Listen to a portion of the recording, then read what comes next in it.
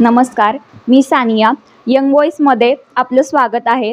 आज आपण यंग व्हॉईसच्या विचारमंथन या सदरामध्ये सौ श्रद्धा महागावकर यांच्याशी चर्चा करणार आहोत.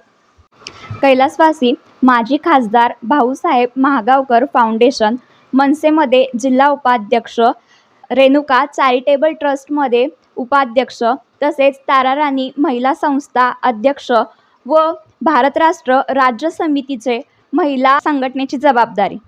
यापुढील मुलाखतीचे सूत्र हे श्रेया कांबळे हाताळेल. नमस्कार, मी श्रेया. यंग व्हॉईसवर तुमचं स्वागत आहे. BRSच्या महाराष्ट्रातील वाटचालीबद्दल तुमचे काय मत आहे? नमस्कार, मी श्रद्धा मनीष महागावकर सरकार. भारत राष्ट्र समिती ही तेलंगणातला पक्ष आहे आणि तो महाराष्ट्रात त्याचं आगमन झालेलं आहे. वर्ष होत आलेलं आहे ह्या पक्षाला आणि ह्या पक्षाची महाराष्ट्रातली वाटचाल ही अतिशय उत्तम प्रकारे चालू आहे. कारण महाराष्ट्रात 75 वर्ष राज्य करून सुद्धा ही राज्यकर्ते जी आहेत त्यांना म्हणावं तसं कुठल्याही पद्धतीत सर्वसामान्यांसाठी त्यांनी काम केलेलं नाही आहे. ह्या राज्यकर्त्यांना ही जनता कंटाळलेली आहे. जनतेला पर्याय म्हणून भारत राष्ट्र समिती हा समोर आलेला पक्ष आहे आणि जनता ह्या पक्षाला नक्की स्वीकारेल आणि ह्या राज्यकर्त्यांना, या सत्ताधाऱ्यांना जनता घरी बसवल्याशिवाय आता शांत बसणार नाही. तेलंगणा सरकारने महिलांच्या विकासासाठी जे मॉडेल राबवले आहे तेच मॉडेल महाराष्ट्र सरकार राबवेल का, ह्याबद्दल तुमचे काय मत आहे? तेलंगणामध्ये महिलांसाठी खूप साऱ्या योजना KCR साहेबांनी अंमलात आणलेल्या आहेत. तेलंगणामध्ये रात्री 12 वाजतासुद्धा महिला त्या ठिकाणी सुरक्षित फिरू शकते, एकटी महिला जरी असेल तरी. पण हे महाराष्ट्रात सध्या होताना दिसत नाही आहे. महिलांवरचे अत्याचार दिवसेंदिवस वाढत चालले आहेत. मला माहीत नाही की महाराष्ट्र सरकार कितपत ह्या सगळ्या योजना महाराष्ट्रात लागू करेल. पण मी एवढंच सांगते की भारत राष्ट्र समितीची सत्ता ज्या वेळेला महाराष्ट्रात येईल त्या दिवसापासून ह्या महाराष्ट्रातल्या प्रत्येक माझ्या माता भगिनी ज्या आहेत त्या रात्री अपरात्रीसुद्धा पूर्ण रस्त्यावरती तितक्या स्वातंत्र्यतेने फिरतील आणि त्यांच्या केसालाही धक्का लागणार नाही. हे मी महिला संघटनेची माझ्यावर जबाबदारी असताना तितक्याच हक्कानी आणि आत्मविश्वासाने मी ही गोष्ट तुम्हाला सांगते. शादी मुबारक सारख्या योजना असतील किंवा कल्याण लक्ष्मीसारख्या ज्या योजना असतील, ज्या मुलींना 18 वर्षाच्या झाल्यानंतर ज्या वेळेला लग्न त्यांचं होतं तर त्यावेळेला त्यांच्यासाठी तिथे एक अमाऊंट दिली जाते. त्यांच्या लग्नाचा संपूर्ण खर्च हा तेलंगणा सरकार उचलतं. प्लस ज्या वेळेला ती महिला गर्भवती असते तर गर्भवती राहिल्यानंतर तिला दवाखान्यात नेण्याची जबाबदारी आणि दवाखान्यातनं पुन्हा घरी सोडण्याची जबाबदारी ही तेथील सरकारची असते. ॲम्ब्युलन्स दारापर्यंत येते आणि पुन्हा तीच ॲम्ब्युलन्स तुम्हाला घरी सोडली जाते. न्यूट्रिशन किट आहे महिलांसाठी की ती महिला त्या गर्भावस्थेत असताना बाळ कुपोषित राहू नये, सदृढ बाळ जन्माला यावं यासाठी अनेक प्रकारचे न्यूट्रिशन किट आहेत तिथं, ते त्या महिलांना दिलं जातं. आणि मग सरकारी दवाखान्यात त्यांचा पूर्णपणे उपचार महिलांसाठीच्या मोफत केल्या जातात आणि सर्व सुखसुविधांसह त्यांना तिथं उपचार दिले जातात. आता आपल्या महाराष्ट्रात कसं असतं की एखाद्या सरकारी योजना आली की त्या सरकारी योजनेत असंख्य अशा जाचक अटी टाकलेल्या असतात. त्याला म्हणतात की नियम आणि अटी लागू. त्या अटींच्या मध्ये इतके कागदी घोडे नाचवले जातात की ती योजना आल्यानंतर जवळपास वर्ष ते 1.5 वर्ष उलटून गेलं तरी ती महिला जी आहे ती त्या कागदोपत्र आणि ते कागदी घोडे नाचवण्यातच ती व्यस्त राहते. ती योजना कधी येते आणि कधी जाते त्या महिलांपर्यंत पोचतेच अशी नाही आहे. पण तेलंगणामध्ये ज्या काही महिलांसाठीच्या योजना येतात त्या त्वरित महिलांना उपलब्ध कशा होतील ह्याची तिथं सुखसुविधा प्रत्येक सरकारी कार्यालयात केलेली आहे. माझ्या मते तरी तिथं सरकारी कार्यालयात सुद्धा जावं लागत नाही, सगळं ऑनलाईन माहिती मिळते. आणि ज्या महिलांना ऑनलाईन माहिती मिळत नाही त्या गावोगावी जाऊन त्याचा प्रचार आणि प्रसार त्या योजनेचा केला जातो आणि फक्त बायोमेट्रिकमध्ये तुम्हाला त्या सगळ्या योजना तेलंगणामध्ये महिलांसाठीच्या मिळून जातात. तिथं अनेक आहेत, नुसत्या महिलांसाठीच नाही आहेत. दलित बंधू योजना, रयत बंधू योजनेच्या मार्फत किसानांना ती योजना आहे. दलित बंधू योजना जी आहे ते दलितांना मुख्य प्रवाहात आणण्यासाठी त्या तिथं योजना आहेत.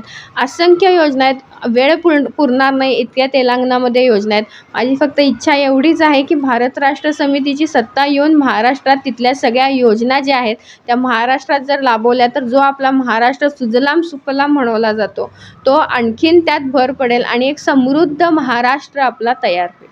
तेलंगणातली शेतकरींना प्रगती होत आहे व महाराष्ट्राच्या शेतकरी आत्महत्याकडे वाढत जात आहेत, तर त्याबद्दल तुमचे काय मत आहे? तेलंगणातल्या शेतकऱ्यांसाठी KCR साहेब हे विठ्ठल बनून उभं राहिलेले आहेत.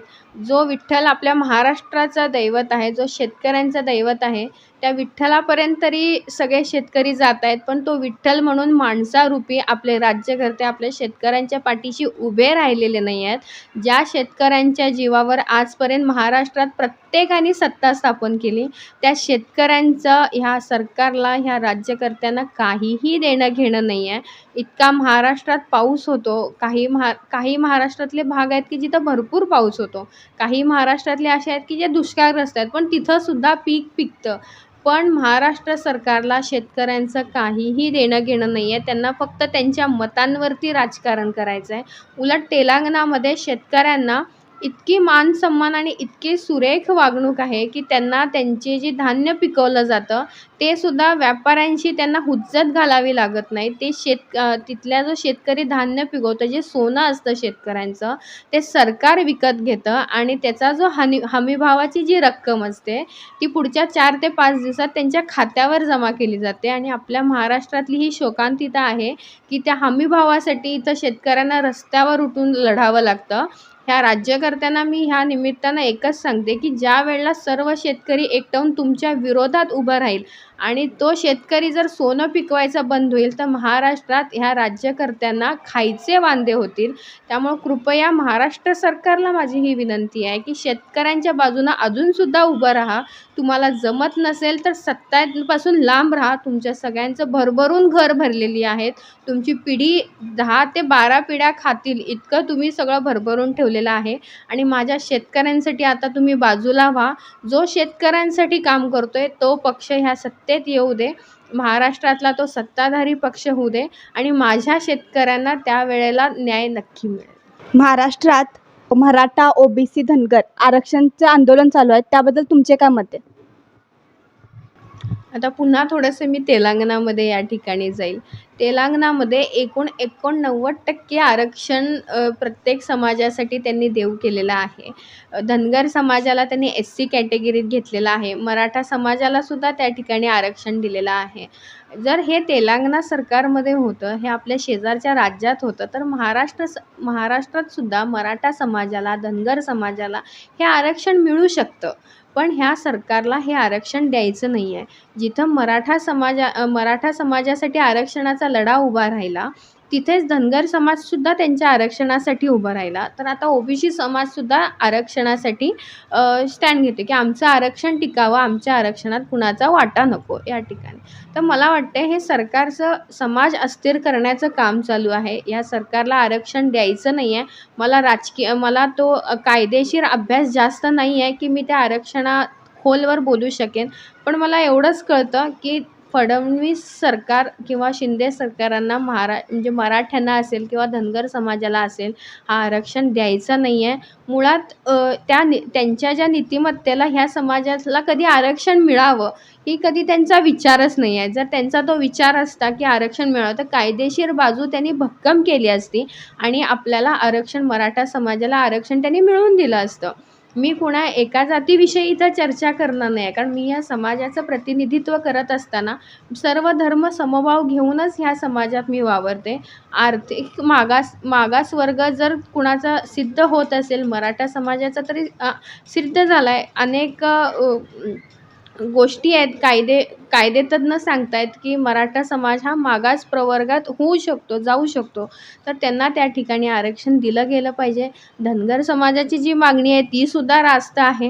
तर ह्या सगळ्याचा समतोल ह्या सरकारनं राखायला पाहिजे आणि ह्या सगळ्यांचे मुद्दे घेऊन जर ह्यांना आरक्षण देता येतंय तर ते सरकारनं दिलं पाहिजे. पण सरकार ते करणार नाही आहे कारण जातीय तेढ निर्माण करणं हे याच सरकारचं वैशिष्ट्य आहे. महिलांना 33% आरक्षण विधेयक झालं आहे, त्याच्याबद्दल तुमचे काय मत आहे? सर्वप्रथम मी या सरकारचं अभिनंदन करेन की त्यांनी महिलांना 33% आरक्षण हे लोकसभेसाठी संसद भवनासाठी लागू केलेलं आहे. पण खरंच या सरकारची नीतिमत्ता आहे का की महिलांना आरक्षण देऊ करावं? कारण जर ह्यांची मानसिकता महिलांना द्यायची असती तर ते कित्येक वर्षापूर्वी ते आरक्षण मंजूर झालं असतं. सध्या समाजात महिलांचा ह्या सरकारविषयी रोष आहे. महागाई प्रचंड वाढलेली आहे. त्याचा जो फटका आहे तो प्रथम महिला वर्गाला बसतोय प्रत्येक गोष्टीत महागाई वाढल्यामुळं. आणि म्हणून तो रोष कुठंतरी थांबवावा ह्यासाठी महिला विधेयक हे ह्या सरकारनं मंजूर केलं असावं असं मला वाटतंय. कारण या सरकारला जर महिला विधेयक मंजूर करून महिलांसाठी जर काही करायचं असतं तर ते 2024च्या इलेक्शनमध्येच त्यांनी ते लागू केलं असतं. पण ते बऱ्याचशा कायदेसंदर्भात गोष्टी काढून त्या 2029 पर्यंत टोलवायचं काम ह्या सरकारनं केलेलं आहे. त्यामुळं मला असं वाटत नाही की महिलांच्या विषयी ह्या सरकारला खूप काही काळजी आहे. महिलांच्या विषयी ह्या सरकारला काही काळजी नाही आहे. जर काळजी असती तर अनेक बलात्कारित केस आहेत, अनेक खटले आहेत जे अजूनसुद्धा प्रलंबित आहेत. ते फास्ट ट्रॅक कोर्टात चालत नाहीत, चालवले जात नाहीत. कित्येक असे गुन्हे आहेत की जे गुन्हे त्या ठिकाणी नोंद करूनच घेतले जात नाहीत. त्याला विलंब होतो आणि मग विलंब झाल्यानंतर प्रत्येक गोष्टीत तो विलंबच होत राहतो. त्यामुळे 33% आरक्षण दिले चांगली गोष्ट आहे. पण 2024 साली हे जर त्यांनी विधेयक अंमलात आणलं असतं तर आणखीन जास्त आनंद झाला असता. आणि ह्या आरक्षणाच्या संदर्भात मी आणखीन एक गोष्ट समस्त महिला वर्गाला सांगते. 33% आरक्षण 2024ला येईल किंवा 2029ला येईल. पण ज्या वेळेला हे विधेयक अंमलात येईल तर प्रस्थापित पुन्हा जे आमदार खासदार त्या ठिकाणी होते तर त्यांच्याच विद्यमान घरातल्यांना ही संधीसुद्धा जाऊ शकते. पण सर्वसामान्य महिलांनी ह्या निवडणुकीच्या प्रक्रियेत, ह्या राजकीय प्रक्रियेत यावं आणि हे आरक्षण तुम्हा आम्हांसाठी आहे ही गोष्ट आधी स्वतःच्या मनाला पटवून घ्यावी.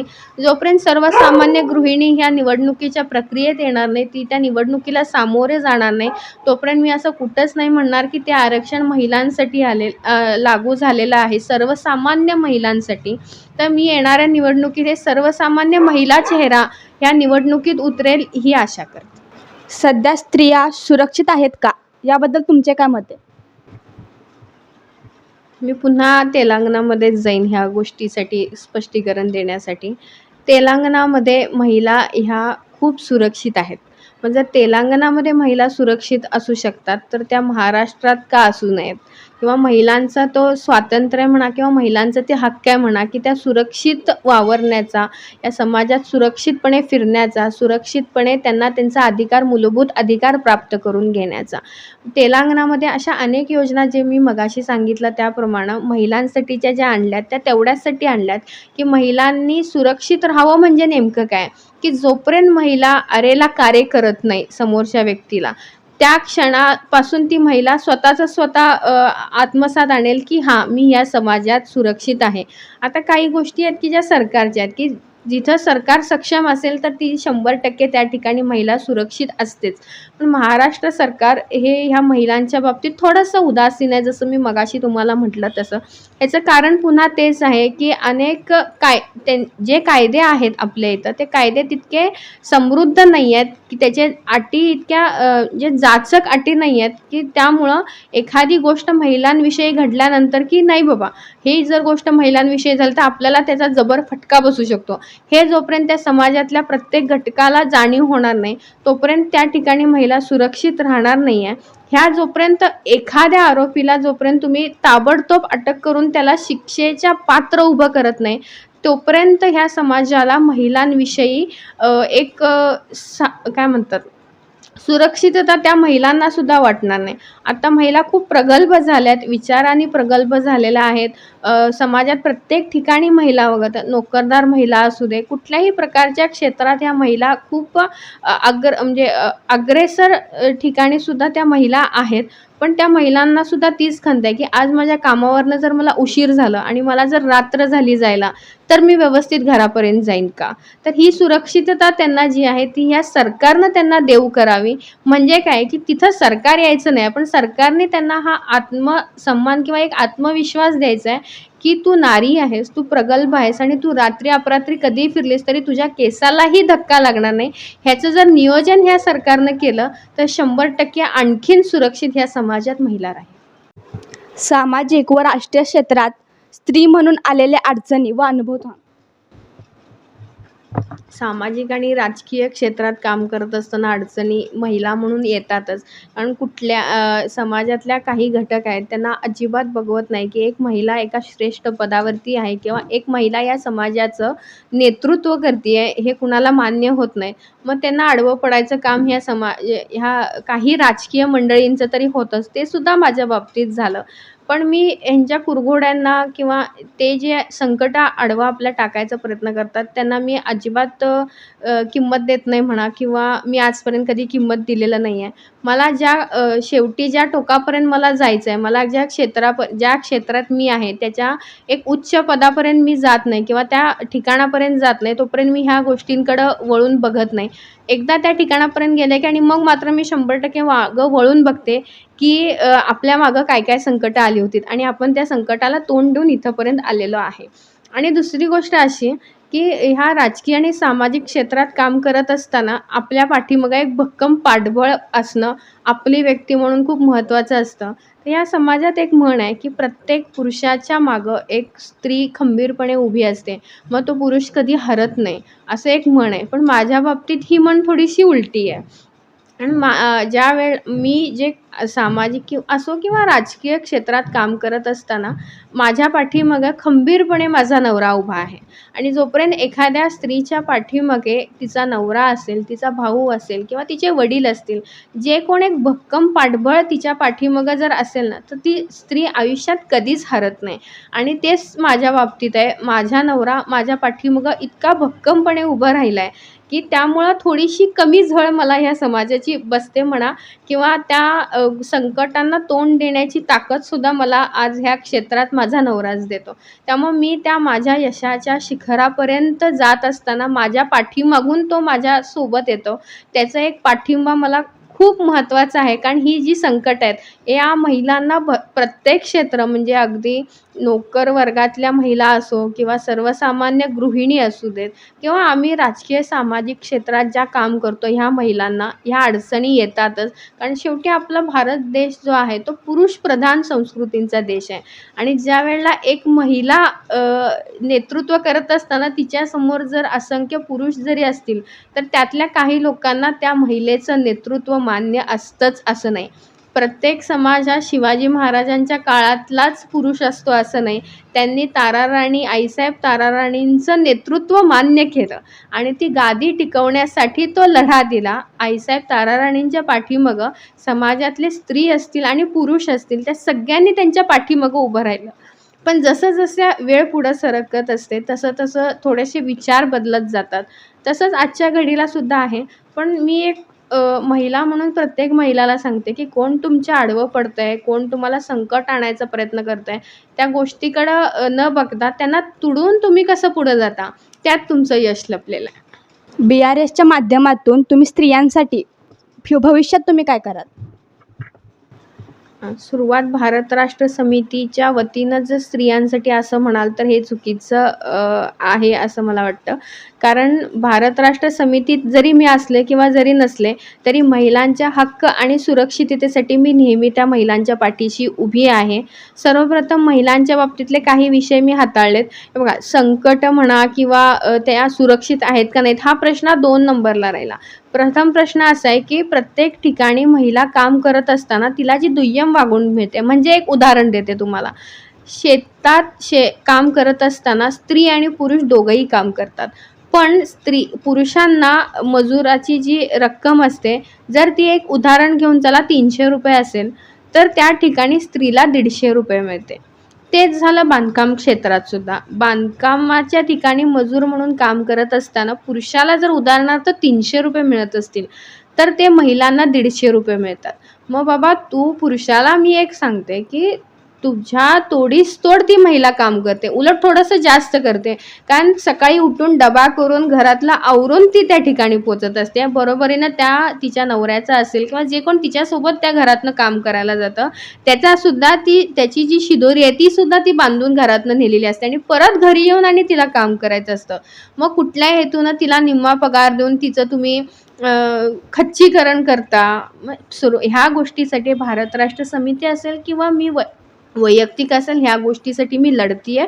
या गोष्टीसाठी लढत राहणार. सुरक्षितता हा मुद्दा आहेच, त्या गोष्टीसाठी प्रत्येकजण लढतं. पण महिलांना समान वागणूक जर द्यायचं असेल तर प्रत्येक क्षेत्रात वागणं किंवा नोकरदार महिला असतील, तिचा एखादा कलिग असतो तर त्याला जर एक अमाऊंट ठरलेली असेल तर त्याच्यापेक्षा थोडीफार का असेना का त्या महिलेला कमी रक्कम पगार स्वरूपी दिली जाते. तर हे न करता दोघांना जे काय गोष्टी असतील, जे काय असेल तर ती खांद्याला खांदा लावून पुरुषाच्या काम करते. तर मजूर जी काय त्यांची रक्कम ठरलेली असते ती मिळताना सुद्धा दोघांना समान मिळावी आणि दोघांना वागणूकसुद्धा समान मिळावी. ह्या गोष्टीसाठी भारत राष्ट्र आता म्हणजे एक पक्ष माझ्या पाठीमागं आहे. त्यामुळे एक पक्षाला सोबत घेऊन ज्या वेळेला आपण एखादा मुद्दा घेऊन लढतो तर त्याचा ह्या समाजात आणि वेगळ्या प्रमाणे उठाव होतो. त्यामुळे ह्या गोष्टीसाठी माझं प्रथम प्राधान्य आहे आणि ह्या गोष्टीसाठी आम्ही भारत राष्ट्र समितीतर्फे आमची महिला संघटना नक्की काम करेल. आणि त्याचप्रमाणे जर महिलांच्या विषयी बोलायचं झालं तर महिलांना उद्योजक बनवणं हे सुद्धा एक मुख्य उद्देश भारत राष्ट्र समितीचा आहे. आणि दुसरी गोष्ट अशी आहे की जे काही सरकारच्या आता योजना आहेत तर ते महिलांना मिळायला खूप विलंब होतो. मगाशी मी म्हणल्याप्रमाणे कागदी घोडे खूप नाचवायला लागतात. तर त्या गोष्टीमध्ये भारत राष्ट्र समितीमार्फत कमीत कमी कालावधीमध्ये ते जे महिलांसाठी ज्या गोष्टी उपलब्ध केलेल्या आहेत या सरकारनं तर त्यांच्यामार्फत त्या योजना कोणत्या कोणत्या आहेत, काय काय आहेत त्याची जनजागृती करून त्यांच्यापर्यंत लवकरात लवकर ती योजना पोचवून त्याचा लाभ त्या महिलांना मिळावा ह्यासाठी सुद्धा आमचा प्रथम प्राधान्य असेल. यंग व्हॉईसवर सहभागी झाल्याबद्दल धन्यवाद. कॅमेरामॅन सान्यासोबत श्रेया.